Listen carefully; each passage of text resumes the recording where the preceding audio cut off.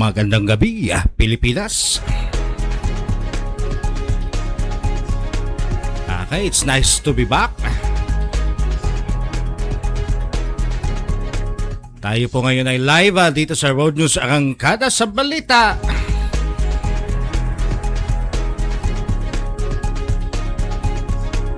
At sa ngalan ng aking boss, Boss Michael Rosario, ito po ang inyong tagapaghatid balita, Darwel Baldos. Siyempre, babati muna ako ng magandang gabi sa inyong lahat. Ngayon po ay Pebrero 13. Abay, isang tulog na lang. February 14 na. Ay yun yung tinatawag nilang araw ng mga puso.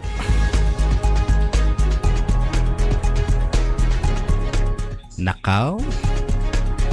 Ay yung aming paboritong mga hotel dyan talagang punong-puno na naman. Ay talagang fully book. Okay, so ating bigyang pansin ngayon ang ating mga nasagap na balita diyan po sa ating Senado. Sa ulo ng ating mga balita, 107 bilyon pondo ng Deposit Insurance Fund ipinababalik ni Senator Laurel Legarda. Ito pa, isa lockdown sa 200 na TEI na zero passers. Hirit yan ni Gatchalian sa Commission on Higher Education. Ito naman ang gusto naman ni Senator Alan Peter Cayetano, gustong gawing digital ang ayuda sa government aid. Yan po ang kanyang hinihirit. Sabi niya, simplihan natin. Ito pa, nagtataka itong si Senator Pangilinan. Sabi niya, food panda rider at factory worker, driver. Nakapangalan daw yung mga kumpanya na yun. Doon sa mga taong binanggit natin kanina, yung mga kumpanya na nagpuslit ng bilyo-bilyong halagang ng bigas. Ay, alam nating dami lahat yan, ha? At syempre itong sabi ni Senator Alan ulit, total ban sa isabong at online gambling, muling inihihirit yan sa Senado.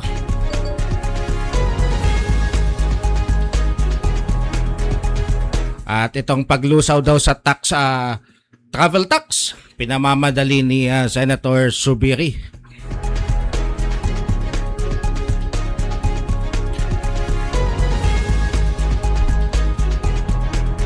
At babatiin muna natin mga kaibigan ng aking paboritong pamangkin. Si Shana May.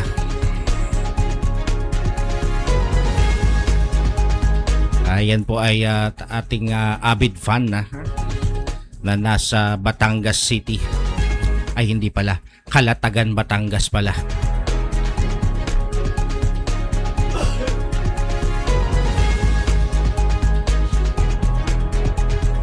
At bago natin na ituloy ito ay batiin ko muna yung aking kaibigan dyan sa Tagum City, si Sasa Sid Lucero.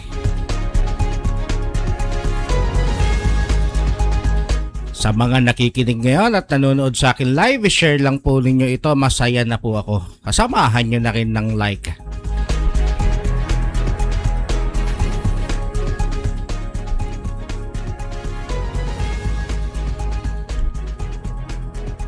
Dakuhin natin to, paglusaw sa travel tax, pinamamadali ni Zubiri.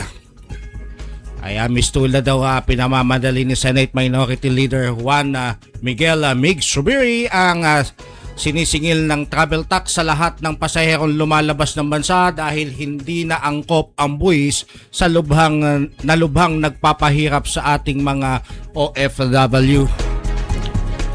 Sa nakuha nating pahayag, sinabi ni Zubiri na naihain na ng Senate Bill number 1793 na ang titulo ay Travel Tax Abolition Act of 2026 sa Senate Committee on Ways and Means bilang preliminary committee kasama ang Committees on Finance and Tourism bilang secondary committees. Ang sabi ni Zubiri, it's time to abolish the travel tax. It was created in 1977 in a very different economic era when foreign travelers or travel was seen as a luxury, and the government priority was to limit the outflow of dollars from the country. Yan po ang sabi ni Senator Zubiri. Sabi niya pa ay today, travel is no longer just for leisure. Marami sa atin ang ating mga kababayan ang bumabiyahe para din sa kanilang work-related events o para mag-aral, para magpagamot o para makasama ang pamilya. So imposing po yung flat travel tax on every departing Filipino is no longer reflects the realities of modern life. Yan po yung paliwanag ni Senator Migs. Sa ilalim daw ng umiiral na alituntunin, nagbabayad ang Pilipino na lumalabas ng bansa na halagang 2,700 sa first class passenger at 1,620 naman sa economic class na umaabot pa sa 6,480 kada apat na kataong pamilya na magtutungo sa ibang bansa. Kaya isipin mo mga kaibigan, sabi niya, kung ang pamilya mo ay gusto lamang magbakasyon o bumisita sa mga kamag-anak sa abroad, bukod pa sa airfare, hotel at iba pang panggastos, may travel tax pa na libo-libo. Every peso counts sa ating mga kababayan, kaya malaking bagay po ito para sa mga ordinaryong Pilipino. Sir Buboy, alam mo na ang gagawin mo. Pagka ikaw ay magta-travel, maghanda ka ng iyong pan-travel tax, ha? Pero sabi nga ni Senator Migs, i-abolish na dapat ito, ha? So unang ipinataw ito sa ilalim ng Presidential Decree number 1183 noong 1977 at kalaunan naging Tourism Act of 2009 na kasalukuyan ay ginagamit sa Tourism Infrastructure and Enterprise Zone Authority at Commission on Higher Education at ang National Commission for Culture and Arts. Yung pala yung pinupuntahan ng ating mga travel taxer, Buboy. Sinabi ni Zubiri na tinanggal na ang buwis ng walang safeguard dahil nabibigyan naman ng ang pamahalaan ng alternatibong pagpopondohan mula sa taunang General Appropriation Act upang matiyak na tuloy-tuloy ang mga programa na sinusuportahan ng pangongolekta ng travel tax. Ulitin po natin, ha, yung travel tax pala na nakukuha dyan ay napupunta sa Tourism Infrastructure and Enterprise Zone Authority at Commission on Higher Education at ang National Commission for Culture and Arts. Pero sabi nga ni Senator Zubiri, Sir Buboy, ang sabi niya ay napupundohan naman yan yung mga ahensya na yan ng General Appropriations Act. Bakit pa natin itutuloy yung pangongolekta ng travel tax, ha? So hindi natin pababayaan ang tourism projects. Sabi niya, scholarship funds o cultural programs. Ang sinasabi lang natin, kung kaya namang pondohan ng national budget, hindi kailangan pang ipasa ang mga dagdag na bayarin sa mga kababayan nating bibiyahe. Ayon sa senador mula dyan sa bayan ng Bukidnon. Ang sabi ni Sir Buboy, may itinuturo siya, nginunguso. Meron ata siyang ipinasa dito, ha? Hindi ko makita. Okay, wala dito, Sir Buboy, hindi ko makita, ha? May comment. Sa Messenger? Hindi ako nakabukas na Messenger ko. Anyway, balik tayo dito, ha?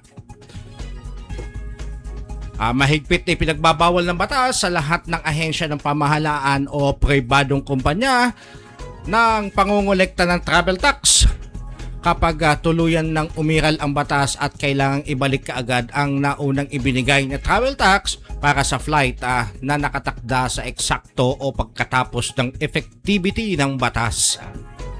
Ay sana nga maipasa na ito sa Senado at sa Kongreso at maging tuluyan na ng batas itong paglusaw ng travel tax para naman ito imbis na maibili mo na ng mga dapat mong bilhin magamit mo para sa sarili mo napupunta pa diyan sa travel tax na yan Next na balita natin mga kaibigan asan na yun nasan na yung ating eto daw ang total ban. Eto, may ipinasa sa atin si Sir Buboy na balita mula sa Ito yung nangyari na pagtalon ng isang estudyante diyan sa LRT. Ito may paliwanag po ang Quezon City Police District o QCPD. Nililinaw po nila na hindi sinasampahan ng anumang reklamo ang driver na nadawit sa insidente sa may LRT1 Fernando Po Jr. Station noong nakaraang araw po yan ng umaga. Ayon sa QCPD, lumalabas sa isinigawang investigasyon na walang kapabayaan o nagawa ang driver na wala itong nilabag na batas trapiko sa oras ng pangyayari.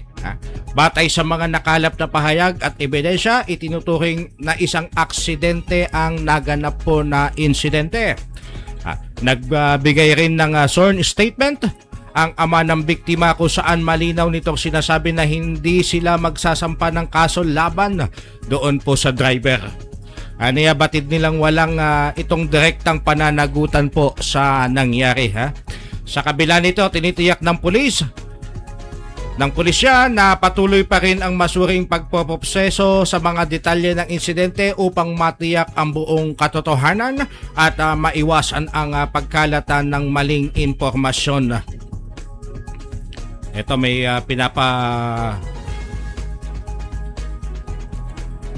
malinaw po sa atin na hindi po kinasuhan yung driver. O nga naman, wala naman siyang, hindi naman yan reckless imprudence resulting to homicide. Ayan po, naisingit po natin yan. At susunod na balita mula sa Senado, total ban sa isabong at online gambling muling inihihirit ni Senator Alan Peter Cayetano.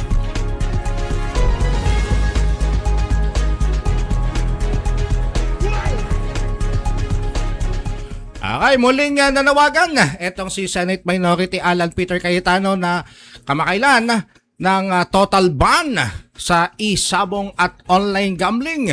Kasunod yan ng mga ulat ng patuloy na paglaganap ng illegal digital betting platforms sa pagdinig sa Senate Committee on Games and Amusement.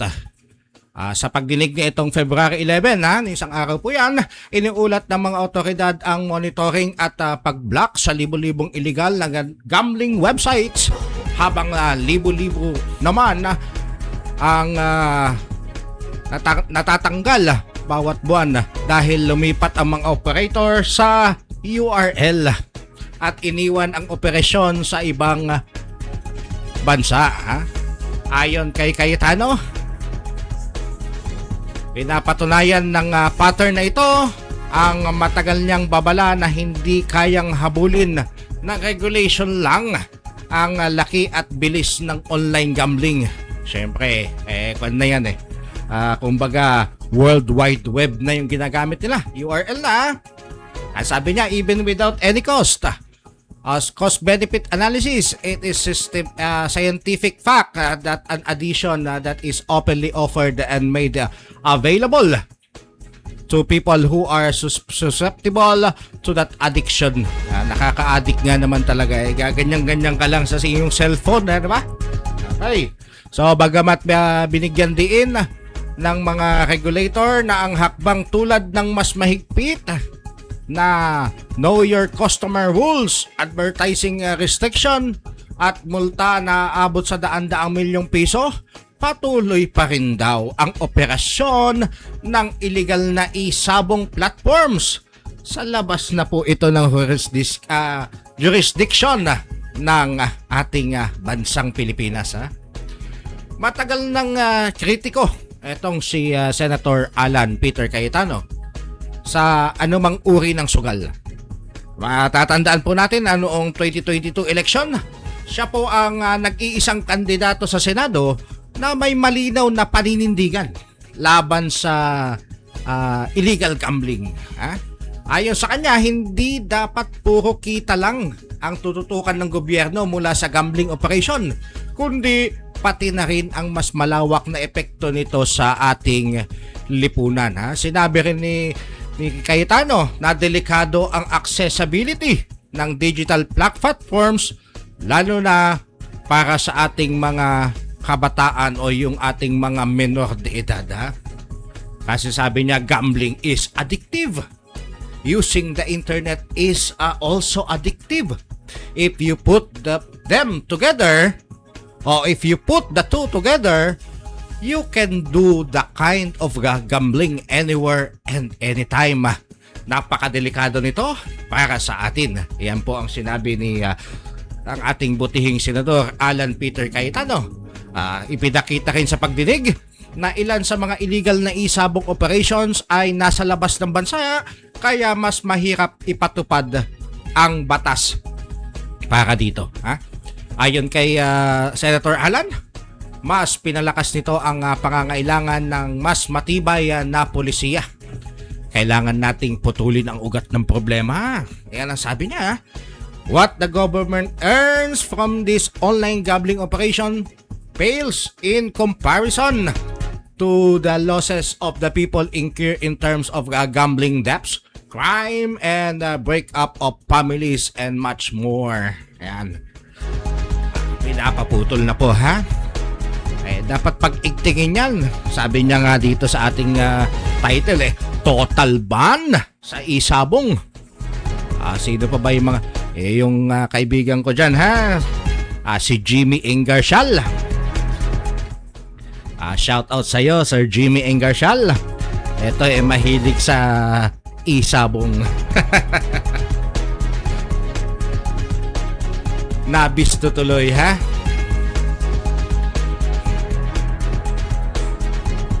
Ito naman ang isang nakakainis din na ulat.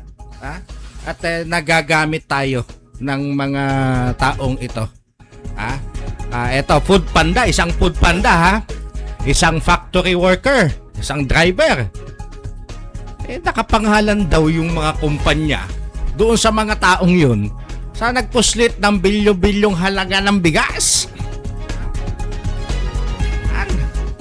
Natuklasan ng Senado na nakatala bilang mga opisyal ng mga kumpanyang nagpupuslit ng mga bilyong-bilyong halaga ng bigas sa isang rider ng Food Panda bilang importer.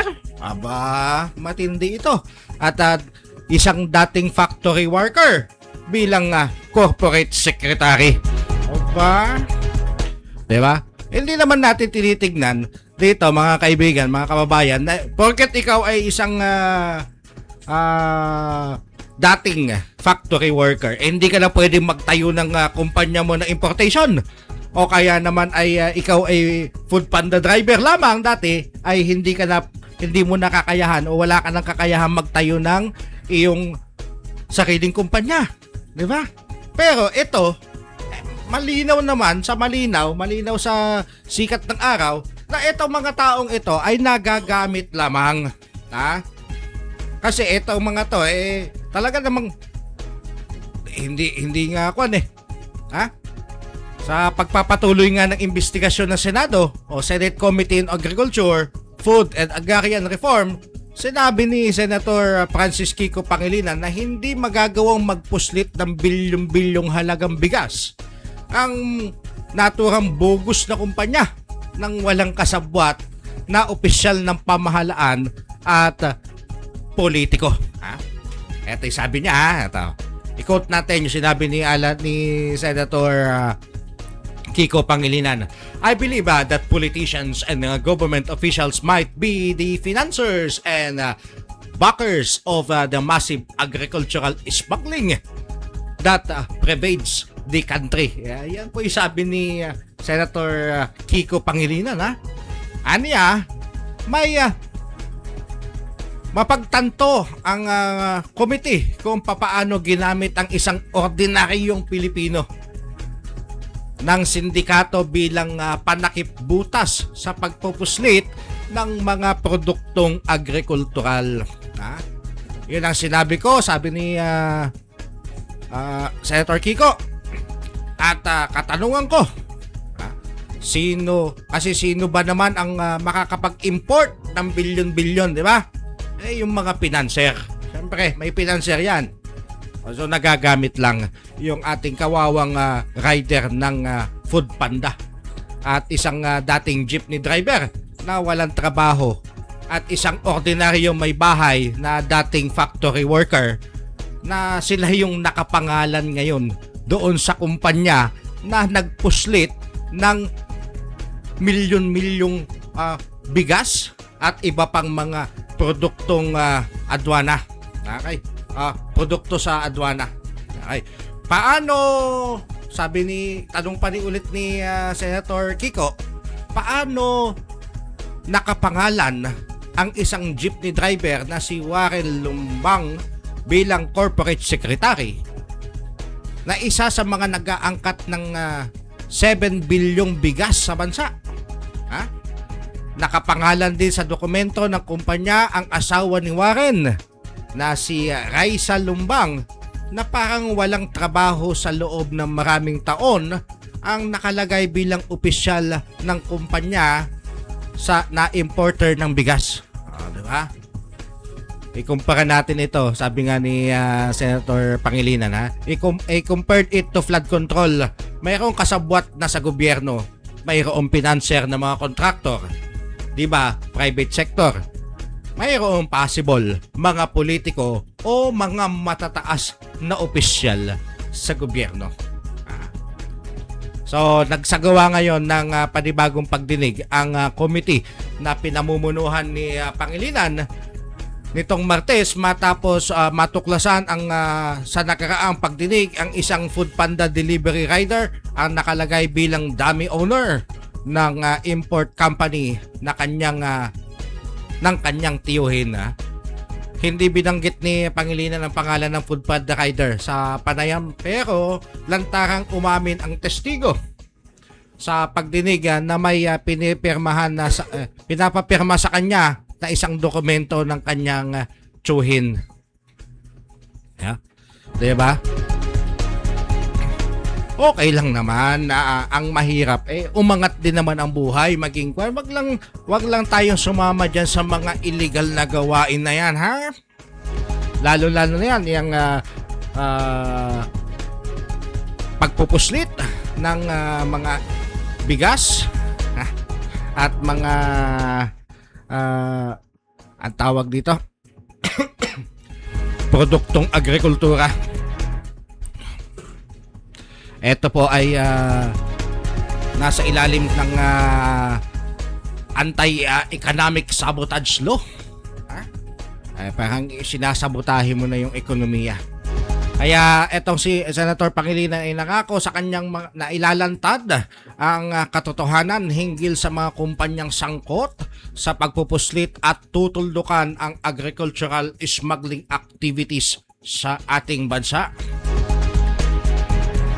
At bilang panghuli, ang sabi ni iginiit ni Senator Pangilinan, I hope that some individuals connected to the scheme will stand as state witness to identify the financer of these illicit import activities. Sana nga makita kung sino talaga, ha?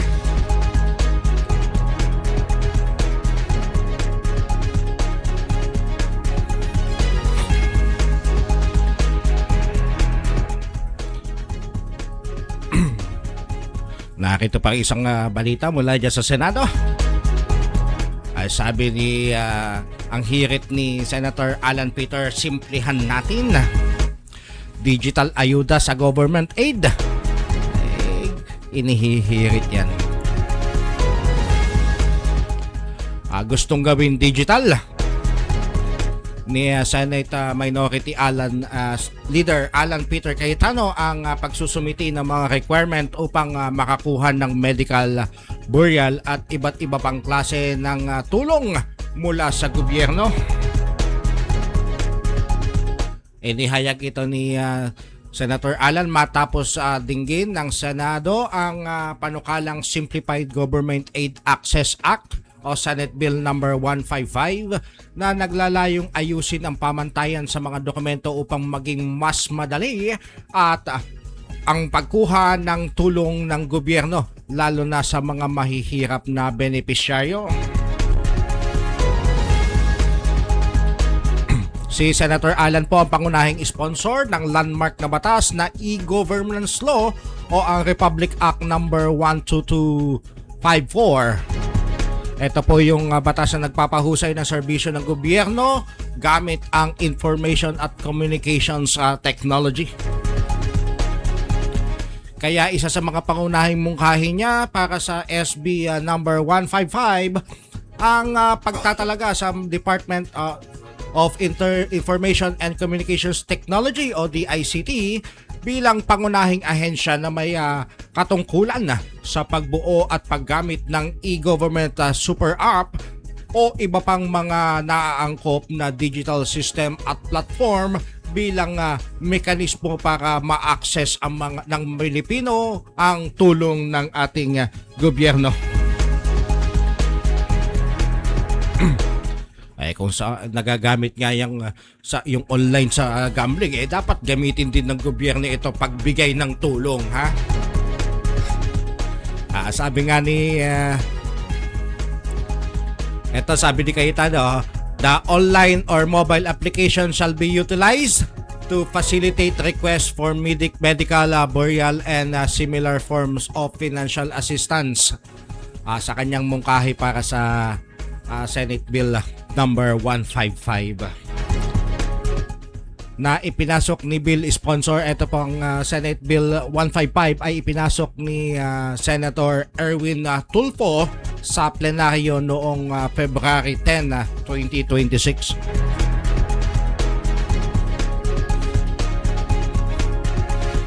Sa pakikipag-ugnayan ng Department of Health, dapat ay nilinaw na nakasaad ang mga impormasyon ng mga ospital, klinika at iba pang autorisadong medical facilities na nag-i-issue ng medical certificate o medical abstract. Sa mga kaso kung saan hindi nakapirma ang benepisyaryo dahil sa edad, karamdaman o ng kapansanan o hindi marunong magbasa, anumang iba pang patunay ng autorisasyon na makatwiran ay maaaring itakda sa ilalim ng implementing rules.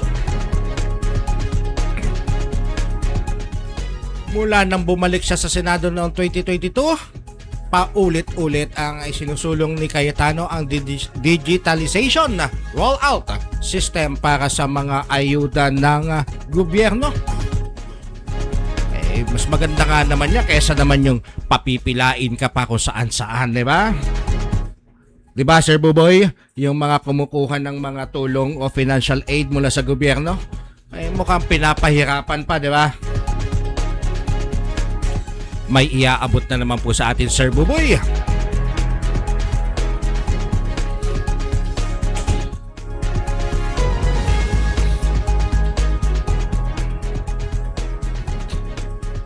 Ito. Politika at pamumuno sa Senado, sentro punaw ng usapin.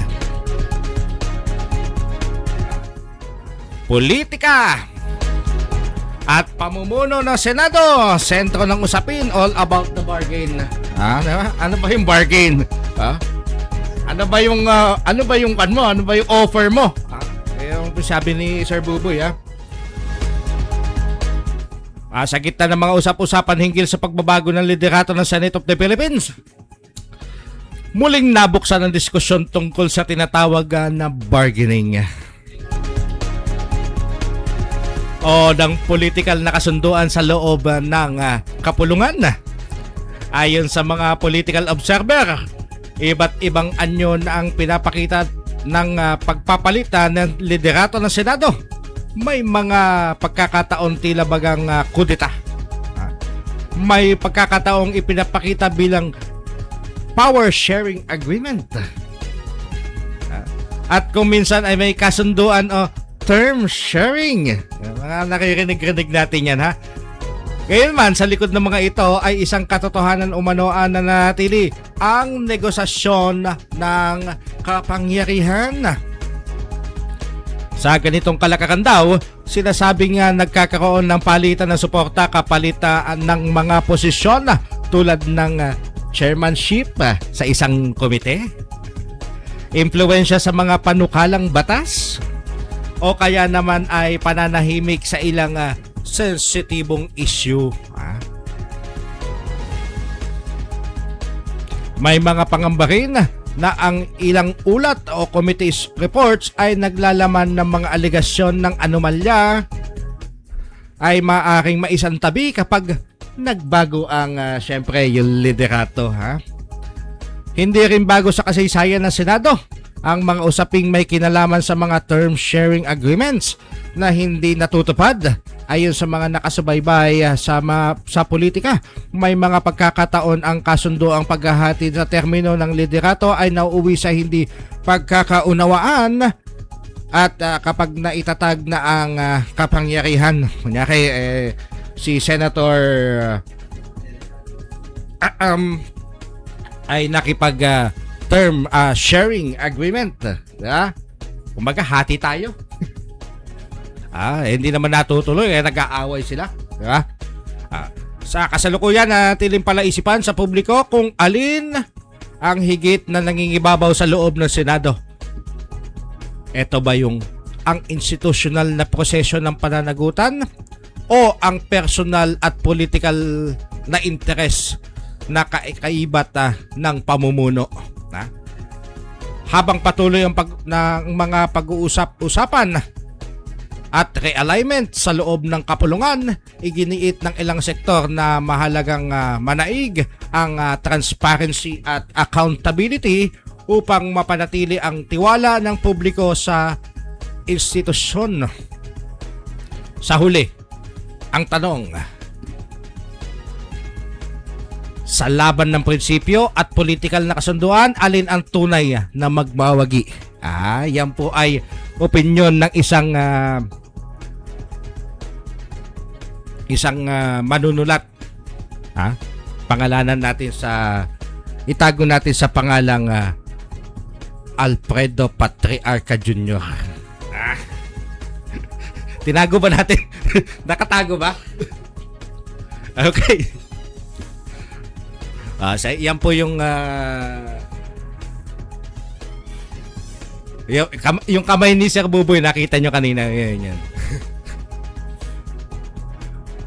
Okay. So sabi nga ni Senator Alan,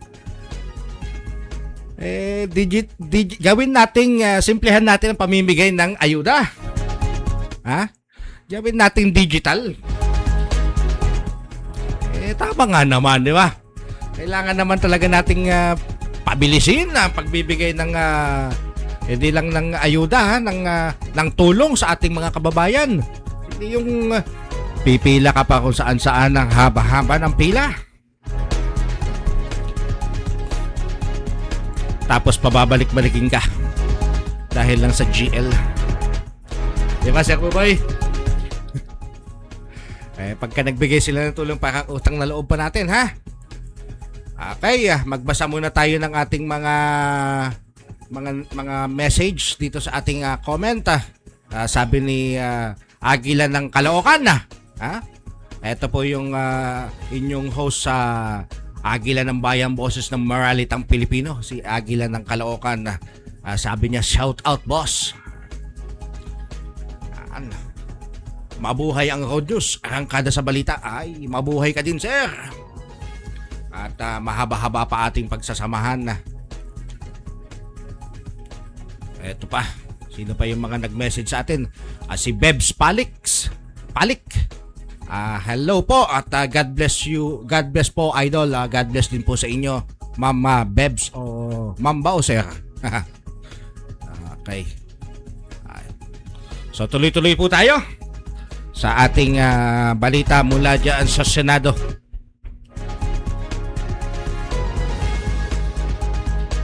Ito muna, mag-iwan muna ako ng katanungan. Sang-ayon ba kayo sa panukalang ito ni Senator Alan Peter Cayetano na yung pamimigay ng ayuda ng mga government aid ay gawin na pong digital?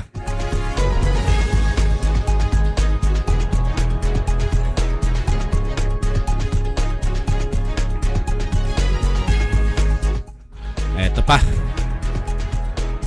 Lockdown daw sa 200 TEIs na zero passers. Hinirit ni Gatchalian sa CHED.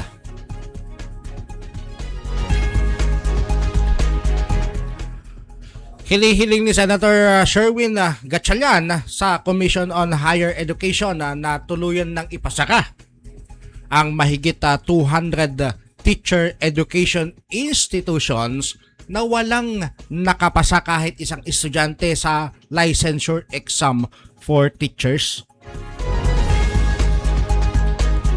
Sa ating po nakalap na pahayag, sinabi ni Senator Win na makatitiyak sa ganitong paraan na makakatanggap ng dekalidad na edukasyon ang mga mag-aaral na gustong maging guro.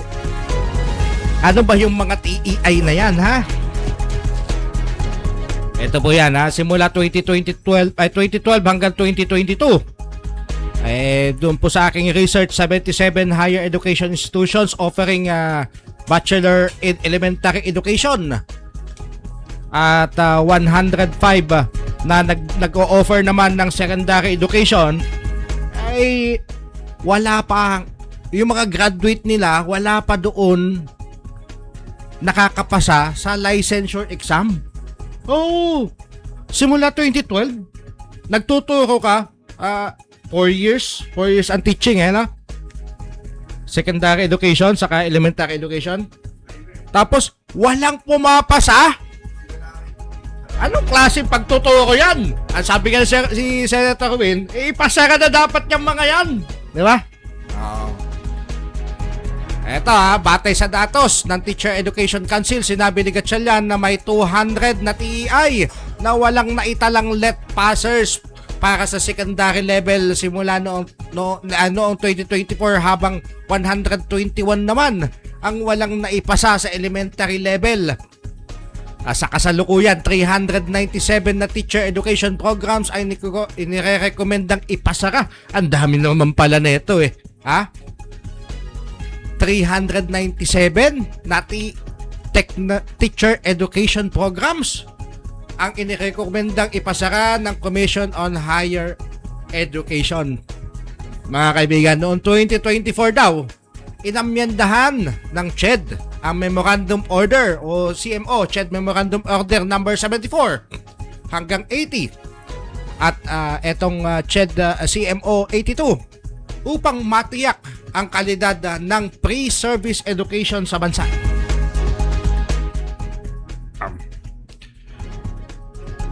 Sa ilalim ng amyenda, sa ilalim ng inamyendahang CMO, ang mga TEI o Teacher Education Institutions na palaging hindi umaabot sa pamantayan at hindi sumusunod sa minimum standards ng CHED ay binibigyan ng abiso para sa agarang pagpapasara. Para sa akin mga kababayan, dapat isara yung mga yan. Paano magtuturo yung mga yan kung sila mismo hindi nakakapasa sa licensure exam for teachers, di ba? Sa pagtanong dyan, anong pagtuturo ginagawa nila sa mga estudyante nila? Bakit hindi nakakapasa? Hindi naman mahirap yung exam na yan. Gayon pa man, eto may CMO na, ha? CHED Memorandum Order. Hindi pa ganap na naipapatupad ng CHED. Hindi naman na ipapatupad ng CHED ang patakakang ito dahil sa pagtutol ng ilang mga TEI na nagsasampa ng kaso upang pigilan ang pagsasara ng kanilang mga programa. Baka naman humihingi sila ng palugit. Pagbigyan mo na kami, sir. Palugit lang ba? Kung merong ay napapangiti si Sir Buboy.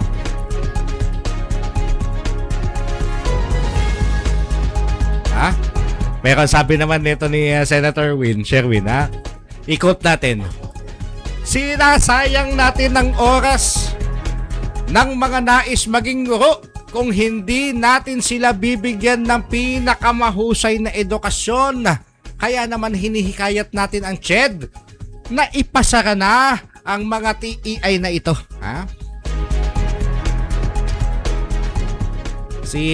Matatandaan natin na si Senator Sherwin Gatchalian ang may akda ng Senate Bill number 52 na naglalayong amyendahan ang Philippine Teachers Professionalism Act of 1994.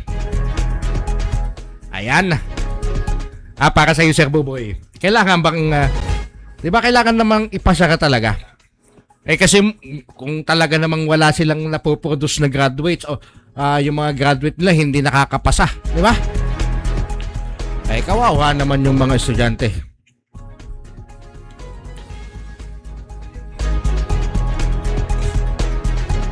Kayo mga kababayan, mag-comment nga kayo. Kung dapat nga o hindi. Pasensya na kayo, maliit ang aking screen. Hindi ko makita yung mga nagko-comment,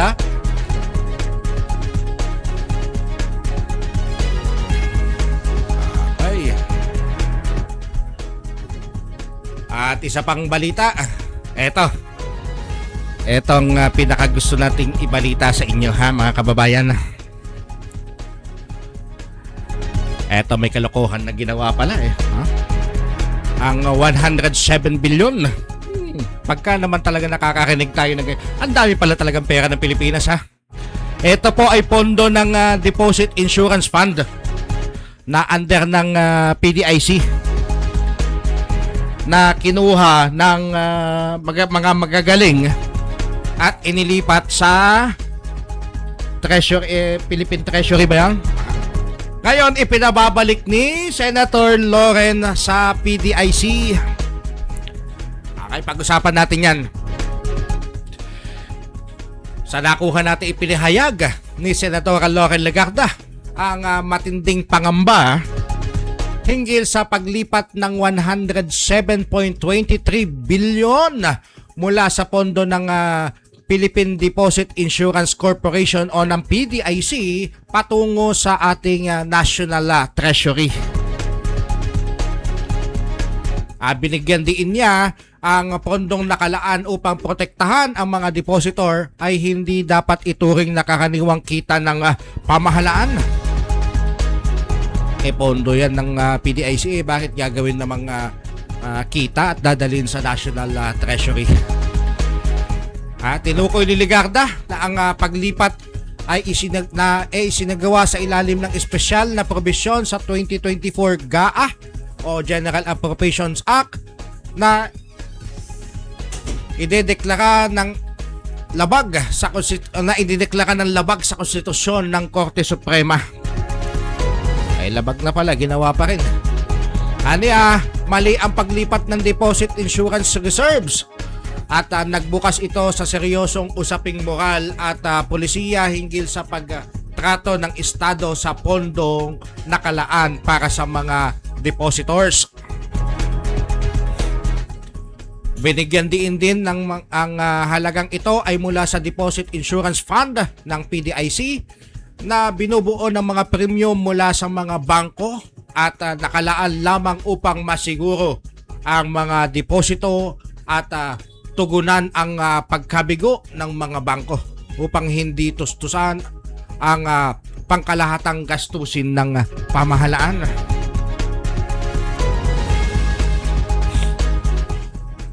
Sabi ni Legarda, ang pondo ng PDIC ay umiiral upang masiguro ang mga deposito at protektahan ang karaniwang Pilipino kapag nabigo ang mga bangko. Hindi ito sobrang pondo na maaaring ituring na pangkalahatang kita, kundi reserbang nakalaan upang matiyak na hindi mawawala ang ipon ng mga depositors. Kaya etong si Senator Loren ay nagbabala na ang paglipat ng reserbang PDIC sa National Treasury kahit pa sa paraan ng layunin ng kaunlaran ay naglalagay sa panganib ng tiwala ng publiko sa mismong sistema ng deposit insurance at nagpapahina sa safety net na inaasahan ng maliliit na depositor, mga retirado, mga OFW at mga maliliit na negosyante. Kaya ipinunto ni Legarda ang aral mula sa kamakailang desisyon ng Korte Suprema hinggil sa PhilHealth kung saan ang labag na sa konstitusyon ang paglipat ng 60 bilyon. Sa PhilHealth niya 60 bilyon eh. Ito pa kaya mas malaki. Ito yung pondo ng PhilHealth, ng health insurance na inilipat na nagresulta sa kakulangan ng pondo para sa serbisyong pangkalusugan at nagdulot ng pagbagsak ng tiwala ng publiko sa mga institusyong nagbibigay ng proteksyon sa mamamayan. Ang dagdag pa ni Senator Loren, kung ito man ay health insurance o deposit insurance, ang mga pondong nakolekta ay at nakalaan upang protektahan ang mamamayan sa oras ng krisis ay dapat igalang bilang isang trust. Kapag pinahina ang mga safeguard na ito, ang tunay na nagdurusa ay ang mga karaniwang Pilipino. Yan po ang sabi ni Senator Loren Legarda. Kaya dapat lang ibalik Nananawagan tuloy si Legarda sa pamahalaan na itigil ang pagtrato sa mga reserbang nakalaan para sa mga proteksyon ng mamamayan bilang pangkalahatang pondo at inihikayat ang mga kongreso na masusing repasuhin at itama ang mga pulisiya na nagpapahina sa mga trust fund na pinagmumulan ng tiwala ng publiko sa sistemang pangpinansyal. Ito pa yung sabi ni Senator Loren, dagdag na sinabi niya. Ang ating tungkulin ay hindi lamang pamahalaan ang pananalapi ng bayan, kundi protektahan ang mga pondong inaasahan ng mamamayan sa oras ng krisis. Ang mga reserbang ito ay umiiral upang magbigay ng seguridad sa panahon ng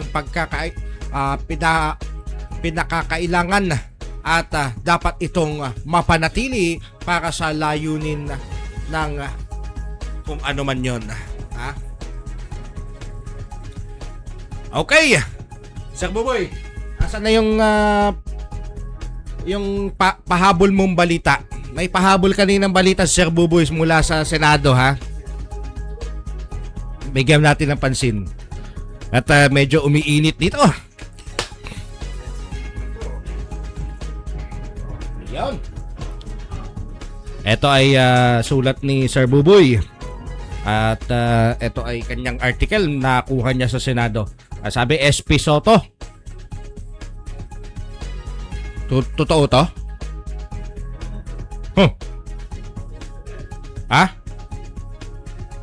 Totoo to?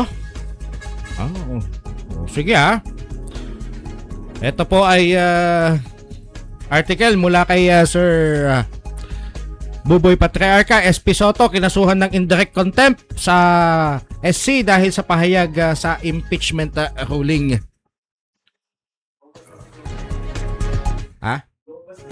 Okay. Isinampa sa Supreme Court ng Pilipinas ang isang petisyon para sa indirect contempt laban kay Tito Soto, Senate President Vicente Soto, Tito Soto III, matapos umano nitong batikusin ang naging ruling ng Korte Suprema kaugnay ng isang impeachment case. Batay sa inihain na petisyon, iginiit ng mga nagreklamo na ang mga naging pahayag ni Soto ay maaaring makapagpahina sa integridad ng hudikatura at magdulot ng pagdududa sa naging desisyon ng mataas na hukuman. hindi pa naglalabas ng pinal na aksyon o resolusyon ang Korte Suprema tungkol o hinggil sa nasabing petisyon. Sa mga naunang panayam, ipinahayag ni SP Soto ang kanyang pananaw sa impeachment ruling kung saan tinalakay niya ang mga proseso at interpretasyon ng konstitusyon. Aniya, bahagi umano ng demokratikong diskurso ang pagbibigay ng opinyon, lalo na sa mga usaping may kinalaman sa kapangyarihan ng mga sangay ng pamahalaan. Sa ilalim ng rules of court, ang indirect contempt ay maaaring isampal laban sa sinumang gumawa ng mga pahayag o kilos na umano'y makakaapekto sa administrasyon ng hustisya kahit hindi ito direktang ginagawa sa loob ng korte. Patuloy na inaabangan ang naging tugon ni Senate President Tito Soto at ang maging hakbang ng Korte Suprema kaugnay dito sa ating inihahayag na reklamo. Ayan. That concludes our Road News, arangkada sa balita ngayong February 13, Friday na naman po at bukas po ay 14, ay tamang-tama Sabado. Hirap na naman mag-hotel niyan mga kaibigan. Ayan, si Agila ay nakasubaybay sa atin, sa ating ang Agila ng Caloocan ha. Salamat sa iyong pagsubaybay sa ating programang Road News, arangkada sa balita.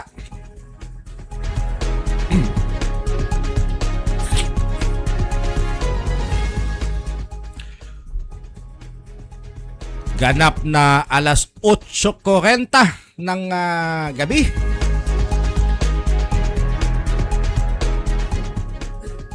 At that concludes our Road News, arangkada sa balita ngayong araw mga kaibigan. At syempre nagpapasalamat tayo sa aking boss Michael Rosario, at syempre yung aking nasa tabi kanina na nagbibigay ng mga write-ups, mga pahabol.